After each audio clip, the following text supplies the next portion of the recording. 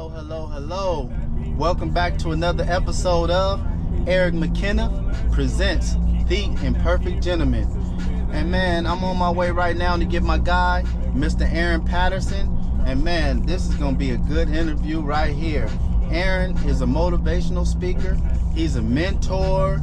He's a life coach. He's a youth pastor. He's also the owner of his own clothing line called Break the Psycho. So y'all buckle up and get ready to ride out with me and my guy. Alright y'all, so as y'all can see, man, I got my guy Aaron Patterson with me. Welcome to the show, my guy. Appreciate you having me, man. Oh man, it's my honor to have you. So I met Aaron Patterson a few months back, man, at the Cumberland Mall. He had his kiosk, and selling t-shirts and hats and stuff, but we'll get off into that later. But first we go find out where he from. Where you from, Aaron? So originally I'm from Boston, Mass. Okay. Born and raised, I've been all around Massachusetts. But yeah, I just come from, my parents are Guyanese. That's South America. Oh, wow. So I'm first generation American. So Okay. if anybody got parents that are not from America, all they care about is your schoolwork. Yeah, So yeah. my parents were real big on schoolwork. So mom worked 3 jobs my whole life growing up. Okay. Pops, he worked hard, but he was in and out of my house, so he would go to work probably 5:30 a.m. Okay. Wouldn't come home until 10:30 p.m. So growing up, I ain't never see him. Yeah. And he'd be home on the weekends, and he would just try to just bully me and my brother, or just not really bully, but just wouldn't be affectionate, nothing like that. Okay. But then, so he was in and out of the house, and my parents, they got separated probably 7-8 times. Oh wow. So I got memories of mom yelling hey, where you going? And my dad leaving, coming back. So my whole childhood up until 14, my dad was just in and out. And this was in Boston, Massachusetts? Yeah, this is in Boston, in and out. So if I'm understanding you correctly, you grew up in a dysfunctional household in regards to your family, your mother and father not getting along, breakups and things like that? Yeah, it was dysfunctional, but it was weird because my mom was super Christian and she went to church, and my pops was too, but he never really acted like a Christian, so I was always I don't really know what a man of God looked like. Yeah. So I knew my mom and all her friends, so it was dysfunctional, but it was nobody could really tell or see because they was kind of good at hiding it. Okay. But my mom did her best she could. And it's crazy because in most relationships, people are good at hiding the flaws of the relationship, and they present to the public this perfect relationship, marriage or whatnot, and inside the house is total chaos sometimes, and that just reminds me of being in prison, because a lot of people don't realize that sometimes you can get trapped within the prison of a relationship. You know what I'm saying? That's it's a different fact. type of prisons. That's a fact. And so, that's a fact. man, Wow. so when did you move from Boston, or did you live in Boston your whole adolescent? Yeah, so it was pretty much up until 26, but around 6th grade, my family became homeless. So my dad lost his job. So he found his worth and identity in work, and then God just kind of took that from him. So that was the year 2000. He lost his job. From then, we started living with family, friends, and I come from a family of 6. Okay. So I got an older brother, 2 little sisters. So we was living with family, friends. We lived in a hotel for about a year or so and some change. Slept in our van for a week before. So it was it was hard times. So that was about 6th grade, but then my parents sent me and my older brother to Texas. Okay. Because they was y'all wild. And we living in a 1-bedroom apartment with these newlyweds, and there's 6 of us, and y'all just, so they sent me and my brother to Texas. And that's really when I started changing, honestly. Because up until now I was a good kid. But all my older cousins, but it was wild. Okay, let me just ask you this before we get off into you in Texas and that change. Would you say that being that your family was moving from hotel to hotel, home to home, how did that affect you? Or how do you think it affected you? Shoot, in retrospect, me looking back, it made me not trust nobody. Okay. Because I seen how some people helped us, but a lot of people turn their back on us. They look down on us. They would talk crazy about my family. It made me also be self-sufficient and a hustler. So it built in me ain't no one gonna come save you. Yeah. You gotta figure it out. You gotta just trust God that He gonna provide and figure it out. But in retrospect, it definitely made me insecure. I remember people trying to drop me off, and I'm like, hey, just drop me off at the gas station. I got to grab something and walk home. Like, I remember lying to people because I want them to drop me off at the hotel. But it definitely made me like more guarded and not really trust people. And like, it made me just like feel like I got to prove myself. Okay, and so you moved from Boston, Mass to Texas. And what age were you when you transitioned to Texas? So Texas, we actually went there for like, it was probably about like 5 months, but I was 6th grade, so I was probably like 12 then. Okay, and you mentioned that you was already starting to spiral and act up within the household, which is why your mom moved you to Texas. So that I was just kind of hyper. Okay. But I wasn't getting into stuff. But my older cousins, they was all like juniors, seniors in high school. Yeah. So they was partying, they was drinking, they was watching all this stuff. They was going crazy. And then they put that on me and my brother. So they was like showing us stuff we shouldn't see at a young age. And I'm seeing them drinking. I'm hearing about them partying, them smoking. Yeah. And I started getting like curious. I'm like, okay, this is what life about. And then at that time, I was kind of a good kid. They gave me all their hand-me-down clothes. I'm talking like, the food. Remember the food joints? The food joints, the Pelly, the Sean John. They gave me all their hand-me-downs. So I came back from Texas. I was different. You was different? I was like, I feel like I'm a man. You was kind of like the man? I'm the man now, I was like, okay, I got my swag. I got the clothes. Okay. Got rid of my glasses, and I was like, yo, and that's when I really was like... Oh, so you had the glasses too? Yeah, I had glasses, So did that play into your insecurity too? That did. Wow, because I remember young kids in school, when they had glasses, the kids would kind of make fun of them and make them kind of fight back and stuff. That was bullying I had to fight back a lot then. Growing up. You know what I'm saying? Which is unfortunate because kids or young adolescents and teenagers shouldn't have to worry about people, clowning them because they wearing glasses, which is prescribed by the doctor. So you moved back to Boston and you had a new swag about yourself. And what age was this? So at that time, I was probably 13, 14. Okay, and you said you seen things when you was in Texas as far as your relatives, your cousins smoking, drinking, and this, that, and the third. Did you take some of that back to Boston with you? Or were you still like, okay, I'm staying away from that, I'm still going to school? Like, what was that effect? What was that like? So it was like, at that time, it was really less smoking and drinking. It was more like they was just chasing women. Okay. They would go to parties and chase women. Okay. And it was like, that was really what got me like, okay, that's what life is about. Okay. That mixed with listening to hip hop music, I was like, oh, I gotta be like them on the TV. Yeah. So when I came back, it was still I always had my mom's voice in the back of my head, like, Aaron, like sin, this and that, like hell, heaven. I always had it in the back of my head. I never really got off the porch like that. Okay. So it's kind of like I always wanted to get off the porch, but my mom could still kind of like make me go to church and control me. Yeah. But now I had seen this stuff, and I ain't tell her. But now I got this thing in my mind, like, okay. So I really just started chasing girls heavy. Okay. But I wasn't getting into drugs and partying yet. Okay. And so, did you play any sports as a kid? Oh yes, I played football my whole life. Okay. What position? I was a running back. Okay. I was a running back. And I'm sure, like most young men, playing sports in high school and stuff, you got these ambitions of going to the league, these dreams of going to the league and stuff. Did you have any of those type of dreams? Yeah, I wanted to be Barry Sanders. Okay. I was like, I either want to be Barry Sanders or, that growing up. So I love football. That's all I thought I could do really is go to the league or be a rapper. That's like the only two things. Like, so I'm kind of wilding out. Yeah. But I'm still like, I want to go to the NFL. I ain't know what it took.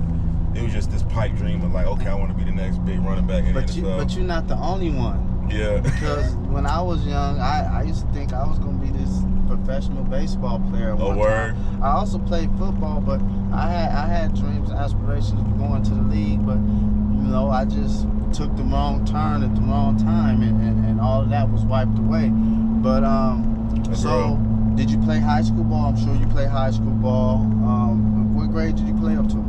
So, funny thing, when I came back in 7th grade, I was in public school. I ended up getting expelled the same year I came back from Houston. So I got I got expelled.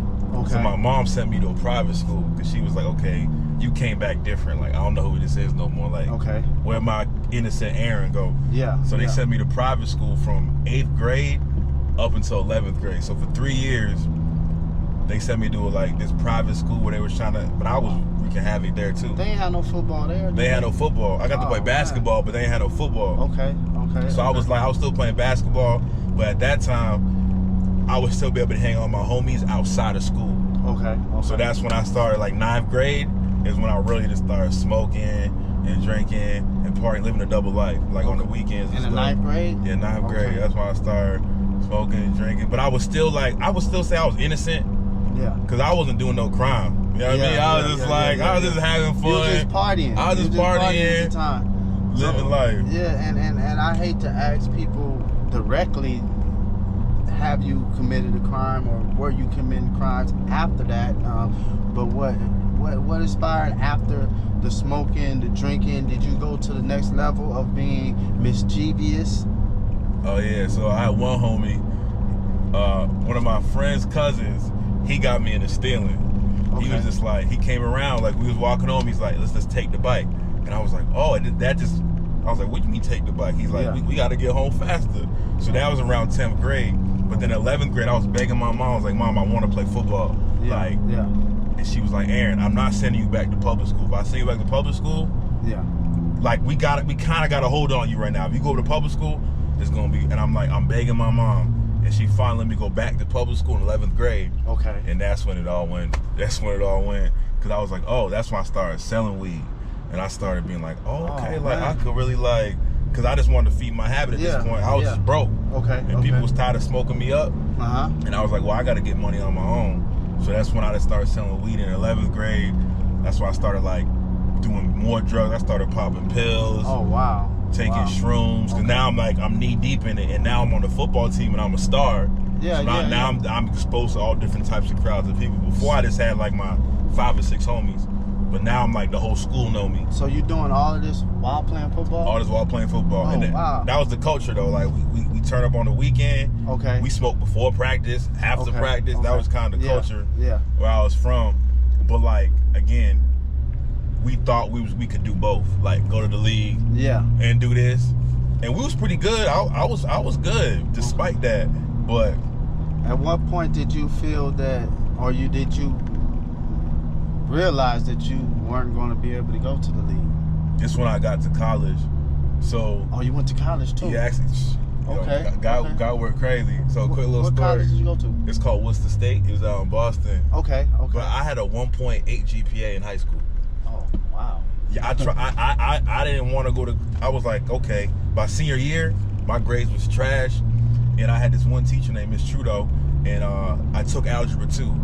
Okay. But that's a prerequisite for college. But I was like, I'm just going to community college. I'm just going to stay home and get bread and chill with the homies and get money. But I took algebra 2, and Miss Trudeau, she passed me because she liked me. She said, I see greatness in you, and I want you to do big things with your life. So she passed me. Okay. And then fast forward, I was not going to go to college. My brother, he was a star athlete too, but he stayed away from the party. He was like really about his sports, my older brother. Okay. He got into a college and they're like, we looking for a running back. And they were like, my brother was like, well, my brother nice, but his grades is terrible. Yeah. They were like, send us some game tape. So we sent him some game tape and they were like, oh, he nice. Yeah. I got into college on academic probation. Oh, wow. But if I never took algebra 2, they couldn't have let me in. Okay. So they literally let me in, bad SAT scores, all that, on academic probation. I ended up going to college. But when I got there, the starting running back, he literally he went D1. Okay. But he got caught stealing laptops, so he got kicked out of school. And then he got sent to our school, and that's when I realized I wasn't that guy. Oh man, so he took your spot on the roster? He was on a fast track to the NFL, but he got caught up doing some in that life. So he came to our school, and he was a sophomore. Okay. And I'm like, bro, I ain't gonna see the field. He gonna be here for 2 weeks. I ain't seeing the field. Yeah. So I went through my first year, and I was still trying to make it. Then second year came, and I was like, bro, I'm just gonna turn up with the. I'm gonna really start going hard selling these drugs, because I ain't going to the league. Okay. By my sophomore year, so now I'm on campus, and bro, that fast money. That fast people money. at college got bread. Yeah, so I was like, and we get intrigued by that fast money, man. And like you made a point that I want to go back to real quick. You didn't have the grades, but being that you were talented on the field, they still allowed you to attend that school. Yeah. Now, me knowing who you are today, I know that didn't hinder you because you were able, you know what I'm saying, to go on, but we'll talk about that later. Mm-hmm. But do you think that that's a good idea for young black men that's athletes to get in there without having the grades? Because what if something happens? What if they get injured? You know what I'm saying? What if they don't make the cut? Then what do they fall back on? You know, I personally think that, you know, if you do by chance let these guys come, put them on a probation period. You say he was on academic probation, but make him get his grades up before he hits this field. Exactly. You know what I'm saying? Because young black men, athletes, they need something to fall on because everybody don't make it. And while we're so busy, it's a small percentage. Yeah, it's a small percentage, and it's sad that our community, we either want to be athletes or rappers. That's all we can do. That's what they tell us. And now with social media, Instagram stars or whatever, you know what I'm saying? Influencers and all of that. Yeah. But I really think that young men should have something to fall back on, and they should definitely get their education, at least a high school education. At least. You know? At least. So what's your take on that? No, I agree. I say all the time, like, I don't like to say the word lucky. Like, I got blessed because I feel like God knew who I was going to become later on. And if I didn't go to college, I'd probably be... Okay. I probably would have been in a cell. At least for me. Yeah.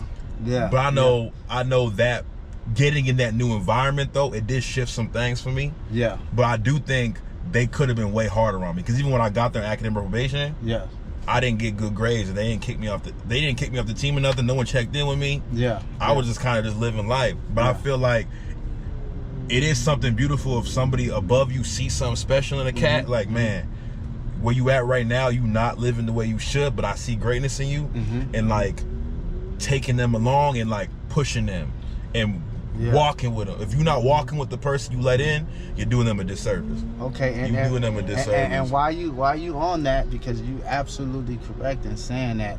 So, Aaron is also a mentor, as I mentioned in the beginning, and he's a motivational speaker. Tell us a little bit how you got into that. Shoot, I fell into it. 2020, I started my brand, Break the Cycle.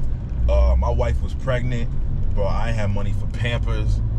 I was doing like DoorDash here and there, but that ain't no real bread. It was like we was down bad, no money. We got water and ramen in the fridge. Okay. And I was just praying to God, like, yo, God, I need something. Like, I'll go get a job doing this and that. I'll go work for Amazon, whatever you want me to do, I'll go do it. Yeah. And I heard God say, break the cycle. Wow. Like, what does that mean? I was like, that's kind of corny. I didn't really know what it meant. So I started doing my research, and I was like, oh, this is big as me, this is deep. So I was thinking about how my dad wasn't present, but now I got a son on the way. Okay. And I was like, I gotta break the cycle for me and my family. Like, I gotta be present emotionally. Yes. It's not just about me making money. I gotta be there for them. I gotta be there. He gotta know I love him. I gotta kiss him. I gotta be affectionate, so he don't grow up thinking he gotta be tough to be a man. Like all the stuff that I thought I had to do because I don't really know what a man was. Yeah. And I let the music dictate what a man was for me. Yeah. Yeah. So that's why I came up with Break the Cycle. And I was like, man, now if I could go back and I could be exactly what I didn't have growing up, maybe I could stop somebody. Because one, a lot of these kids, a lot of these kids, they're really not about that life. Yeah, okay. A lot of them are, because if I'm being honest, I didn't have to do nothing I did. Okay. That was pure influence. Yeah, yeah. Everything I did was pure influence, and then I became it. I wasn't it. Oh, man. But I became it. Bro. And that's a lot of these kids. Like, they really not built like that, but eventually you become like that. Bro, and I ain't trying to interrupt you, but go ahead. That's what I tell people about myself. Eric was a good kid, bro. Oh, good kid. But being caught up in that environment that I was in, I became a part of that environment. So therefore, I practice being that savage in that environment, that game banger in that environment. You know what I'm saying? And the more you practice anything, you become it. You become it. And you become good at it. Yeah. And I became good at it, man. And when God released me from that, and I was able to go back to being Eric, it was such a beautiful Don't gotta thing, prove man. nothing. You good, like, man. I'm Eric right now, and I'm so happy being myself, bro. That's real. You know what I'm saying? But I didn't mean to interrupt you. Oh, no, you good, bro. I like hearing that. You just hit me with that one because it's like, that's what I was. I was pretending until I became. Yep. You know what I'm saying? So you started your clothing line, Break the Cycle, because you wanted to break that cycle, which you felt your father played a part in your life growing up, and you didn't want to be what your father was to you, to your son. Exactly. Which was really not a father. Not a father. You know what I'm saying? And a lot of us grow up without real fathers. I grew up without a father. I had a dad. He gave me money every now and then, military check. Oh, really? But I didn't have a father in my household. Okay. My mother, unfortunately, had to be mama, and she had to be my father. Did the best and really, scientifically or biologically, that's really impossible. It really is. You know what I'm saying? The mama could try so much, but they can't be your father. They can't put that fear in you. They can't teach you, you know, the things that a father is supposed to teach his son. Yeah. And mainly, like you said, how to be a man. We learn how to be a man from the environments we in, and a lot of times we're misguided on what manhood really is. Exactly. You know what I'm saying? But go ahead and finish. So that's exactly, because when I first started it, I was just thinking about me. But then as I did it, God was showing me like, oh, okay, now like, because I had already been a youth pastor, but I just knew I loved working with. As soon as I moved to Atlanta, when I came here in 2016, I started doing youth ministry because that was a part of the school I went to. Okay. And I was like, my heart just started leaping for joy when there's a place called Forest Cove. It's on downtown Atlanta, right near the prison. Okay. So we used to go there and serve one day a week. But I remember the first time we went, and I'm seeing these little kids. I'm just like, yo, I want to take all these kids home. Okay. Wow. I was like, yo, that's when I realized like, oh, I want to do this for the rest of my life. Okay. Like, cause I could just see like I'm dropping them off at their house, seeing their living conditions, and I'm like, yo, how can they become something from this? Yeah. And I'm thinking like, man, knowing how I was, if I came from this, I wouldn't have made it. I'm being honest. Yeah. I wouldn't have made it. Yeah. Yeah. Because I barely got it right where I came from, so I already know if this is where I had to start. So I'm like, nah, now that I made it out there, I gotta go back. I'm going to bring me to the grimiest place. Yeah. And because of my experiences, I know I can relate. Yeah. I can't relate to everything, but I know like I can speak to the pain. I can speak to the mindset. Mm-hmm. So I'm like, Lord, send me back to the grimiest place where they got no hope, where nobody cares about them. Send me there. Yeah. That's why I want. That's why I want to help. Yeah. I'm like, that's why I want to help. I'll do that for the rest of my life, man. And is it fair to say that most of these young men growing up today are at a severe disadvantage? It's not even fair, especially adding social media to it. Yeah. Because the whole clout, because back when I was growing up, there wasn't a clout factor to what you did. It was just kind of like you knew the people in your neighborhood. That's who you had beef with. Yeah. It wasn't like now there's a whole clout factor to beef, and even and I'm just like it makes it more enticing to live the life. Yeah. And I'm like, yeah, they set up to fail. Yeah. But like you said, most of them is faking the life anyway, man. They're faking it, yeah. Because it's like, but let's get this clear. Because although we saying they faking it, it's still a lot of these young kids losing their lives. A lot. You know what I'm saying? So we're not saying that it ain't serious out here in these streets. Because it's serious. It's serious, and it's unfortunate that young black men are killing each other at the rate that they're killing each other. Not only here in Atlanta, but in Chicago, New Orleans, everywhere. Los Angeles, all across the United States, young black men are killing each other. And for what? I like to say that the most ignorant thing that I've done was to beef with my own brother over a color. Over a block that I didn't even own. My mama didn't even own. That was crazy. That was absurd. And it pains me that stuff like that is still going on here today. Yeah. After all the bloodshed amongst each other. You know? That's a bar, beef with brothers over colors. You know what I'm saying, bro? And so, man, what you saying, man, and you're right, bro. You're right, and I agree with you. These young men are at a disadvantage. And I feel like it's not their fault. Like, there's some accountability, but it's like, if that's all you know. Yeah. That's all you know. It's like, how can you? So I'm like, what they need is information. What they need is to see something else another way. Once they see that, then they can be held accountable. Absolutely. But if they don't see nothing different, that's all they know, then it's like, how can you blame them for being a product of their environment? Yeah. So that's why I'm like, Lord, send me there so I can show them. Yeah. That as long as they seen it, then they got an opportunity to change and grow. I didn't change and grow until I saw something different. Absolutely. Once I seen it, moving to Atlanta literally changed my perspective on life too. Cause I'm just like, cause I know I could get rich from my mind or brain. I'm not even thinking like that. I'm just thinking like, if I'm not doing rap, if I'm not doing rap or sports, I can't get rich. But I'm seeing like real estate agents. I'm seeing. I'm like, yo, it's unlimited. I'm like, opportunities out here, man, and all you gotta do is apply yourself. But the thing is, we have to show these young men, like, that they can do it, and we have to, because I think also it's a lack of confidence, a lack of belief in themselves. Facts. Because what they see us doing, a lot of them don't believe that they can do it too. Unless we continue showing them examples or do the work that we doing by taking the time to help them to see these new visions, see that that anything is possible. That's as long as they apply themselves. And we got to teach them to love themselves and even to have confidence in themselves, because they don't. They lack confidence, therefore they're living hopeless. Then they get that mentality, I don't give a fuck. That's the a fact. Worst mentality to have, because every time I didn't give a fuck, I crashed out. I got myself in trouble. When you start getting into that mindset, you know what I'm saying? Because that mindset, you got man, nothing to lose. You got nothing to lose, man. And it's sad that these young kids. I had a kid that I was teaching at my class where I teach anger management. He was 12 years old. He stabbed another student with a pencil.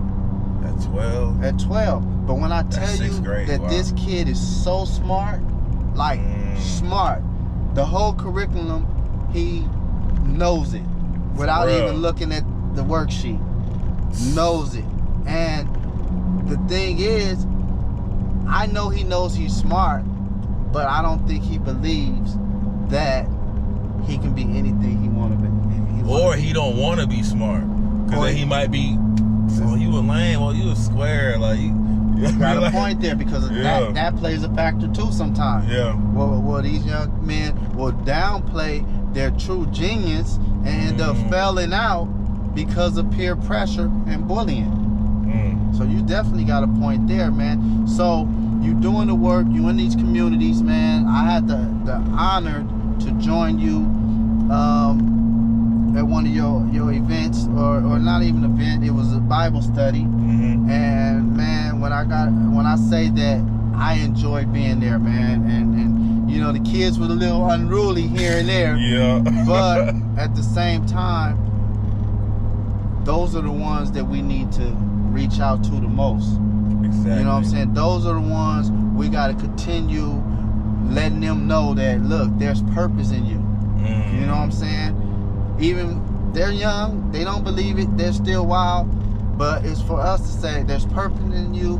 And not only that, but man, we love you. Exactly.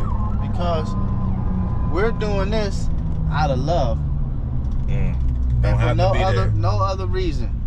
Just out of love, man. Because I'm doing the work because I really love these young kids, and I hate to see them falling into the trap that I fell into at 14 and 15 years old. You know, and I'm sure, like, it is a trap. That's the perfect word, without bro. Without a doubt. And I got, man, you know my story. Yeah. And I don't want these young men to look up and find that they have spent 26 years of their life in prison. You know what I'm saying? Not including the juvenile hall time and the state prison time. Almost 30 years of life wasted.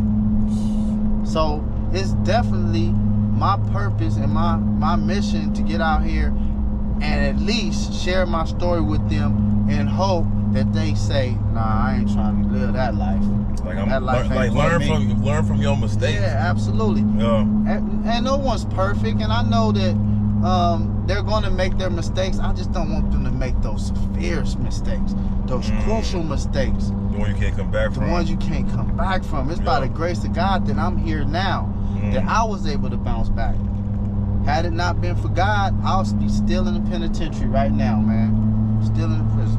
Still in prison. That's real. You know, so you came out here to Atlanta, you know, started, you know, mentoring these young men and women.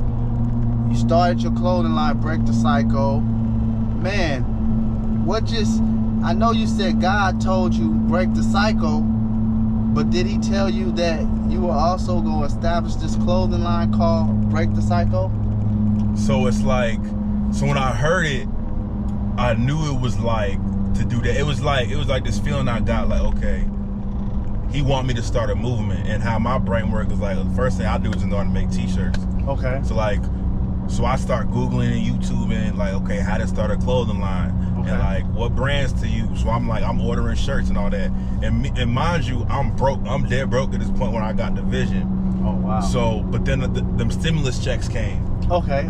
So we got a stimmy and we was in debt. So we paid most of our debt. We had about like $300-$400 left. Okay. And I was like, hey babe, God gave us this idea.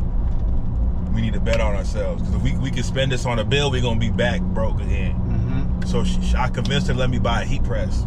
Okay. And I bought some t-shirts, pressed up some merch, like 8 shirts, did a photo shoot off our iPhone. Yeah. And we just put it out. And we ended up making like $1,000 in the first week. And what year was this that you established this? This was 2020. Oh wow. This is in the middle of the pandemic. Okay. 2020. And then that $1,000 we just kept re-upping. And that led me to get in the kiosk where we met at Cumberland Mall. Okay. And last year, that was the most lucrative year I ever had selling the merch with the brand. But then literally at the end of that year, I felt God telling me to give up the kiosk. Okay. So I gave it up. I'm not there no more. Okay. But I know he wanted me to give it up because I was losing track of the focus. Okay. I had stopped going to youth group. Oh wow. I'm like, I gotta get this bread. Like, I don't care if I get this bread. So I had lost focus on what the real mission and goal was. That's impacting these kids. Yeah. And I was emceeing my family. Yeah. The reason I started the brand was to not be like my dad. Now I'm out working 24/7 and I don't see my wife and my kids.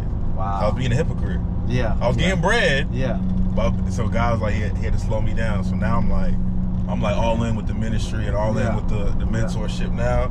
And so the money a little lower, I'm not even gonna cap, but I feel way more fulfilled. And we working on some things to get the money right again. But yeah. Well, you know what? I'm tell you how people tell me, man, because I've been discouraged at times because, you know, I'm so focused on now the purpose to where it's like I wasn't getting any money for doing speaking engagements and doing the work. But I believe that when you put the work and your purpose first, then God's gonna bless you with the money later, with the finances later. And one thing for certain, what I trust and believe is that God ain't gonna let you go without. You might get down to the minimum, but he gonna make sure you got everything that you need though. Yeah. You know what I'm saying? And I wholeheartedly believe that, you know, the work you doing, man, you're gonna be blessed beyond imagination, brother. Because you're doing it from your heart, man. Yeah. You got people out here doing the work and they're not doing it from their heart. They're doing it because of an ulterior motive. And that's why we're still behind in this fight for our young black men, our young black children. Because people are selfish and they're doing it for ulterior motives. You know, you got to do the work, and you got to do it because you want to do it in the heart. Everything else is gonna come. It's gonna come later, man. It's a fact. And I definitely commend you from the work that you're doing. And you also didn't mention the fact that you're a rapper too. Oh yeah, I be forgetting about that part too. you got a new single out right now. What's the name of that single? It's called My Bag. Your Bag. My Bag. Man, let's see if we can find that bag and tell us a little about that song. So when I got into hustle mode, I had stopped writing because I was like, because when I started Break the Cycle, I was rapping, like doing shows and all that, but all the shows cleared up because nobody's traveling. So I was like, I gotta pivot. Yeah. So basically for about 1.5 years, 2 years, I had stopped writing. I was like, yo, I'm getting to the bag right now. Yeah. So I had to remind people like, hey, now that I'm back focused on the mission, okay, I started rapping and writing again. Okay. And I'm like, I'm letting people know I'm back in my bag. Like, don't sleep. This it right here. Yeah, I like that beat though. I like that beat. got the little flute on it. Yeah. And I've been checking you out on Instagram, man, and you've been having fun with it too, though. I be trying to. You've been having fun with it, man. And once again, man, I respect what you're doing. I commend you for everything you're doing, man. Let the people know, man. Where can they get your shirts at, man? Where can they find this song at? Like, talk to the people a little bit. Okay, so you want the merch? It's Break the Cycle Gear on Instagram, on Twitter, breakthecyclegear.com. That's the merch. And me personally, if you're looking for the music, it's under Aaron Patterson. That's my government. I go by the government name Aaron Patterson. So you can buy _Aaron Patterson. I got years and years of music. I started rapping 2009, so if you can go back down the catalog, I probably got over like probably 50 songs on YouTube. So like, yeah, I've been doing it for a while. 2009. So let the people know that what you rapped about in 2009, you may not be that same person. Oh, nah. But it made you into the person that you are today because you had to go through some stuff, right? That's why I didn't delete nothing. I want y'all to see the journey. Absolutely. I want y'all to know I wasn't always this person, positive and all that. I need y'all to see the girls in the video and all. I need y'all to see that so you can see me now. I'm like, okay, that boy really did transform his life. So they know it wasn't always this way. So that's why I left the videos up. Yeah, okay, and I ain't mad at you for that because I always talk about my past because I want people to know that, you know, I came through some things.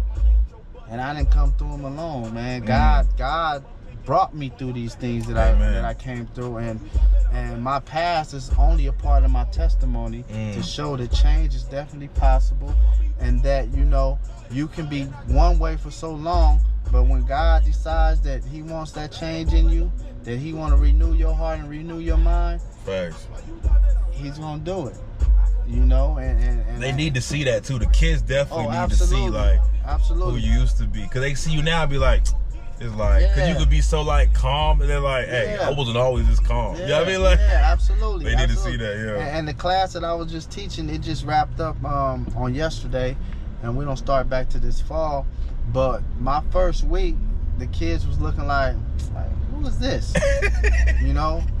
Second week, third week, man, I had their full respect, man. And it's crazy because the more you work with these young men, the more you see that a lot of you in them when you were younger, and that just make you more endearing to them. Where, like you said earlier, like, man, these my kids, all of them, I want to take them all home. And I felt that way yesterday because I don't know what their future holds. I just hope that what I was able to give them, I hope that they're able to embrace it and utilize it, if not tomorrow, sometime in their life where they won't fall into the hands of the law, the system. Facts. You know what I'm saying? Or even worse, graveyard. You know what I'm saying? So I just hope that they got something out of it, man, and they are like really, essentially, man, if they're not our kids, they're our brothers. We just planting seeds. That's what I'm saying. and hope that seed grow. Exactly. You know what I'm saying? But we are on my podcast. Eric Mckenith presents The Imperfect Gentleman. No one's perfect. My motto is that we gotta strive to be the best versions of ourselves every day. Is it safe to say, Mr. Aaron Patterson, that you are an imperfect gentleman? Imperfect. I need a lot of work still, y'all. The journey God never not stopped. finished with you He yet. not finished. He not finished with me That's yet. my wife. Yes. She was like, hey, Yes. you need a lot more. You know what I mean? I already know, man, but it's been an honor, man, and a pleasure to have you on the show today, man. I appreciate you, man. I respect everything you're doing. Keep on moving forward. Keep on doing the work. Trust me, brother. God is going to bless you immensely, bro. Thank you, bro. No, thank you, bro. Appreciate It's been you. an honor, bro. And thank y'all for joining us on another episode of Eric Mckenith presents The Imperfect Gentleman. Until next time, y'all be safe out there and think about some of the things that we said. If you're not in the community doing work, if you're not talking to these young men, these young women, please just say a word or two to them. You don't have to do the work like we do the work, because everybody ain't cut out for it. But at least say a word or two. Let them know you love them. Let them know you care. Until next time, peace. Peace. I'm gonna have to cut all of that at the end, because where are we at? Oh yeah, we was right on time too with it.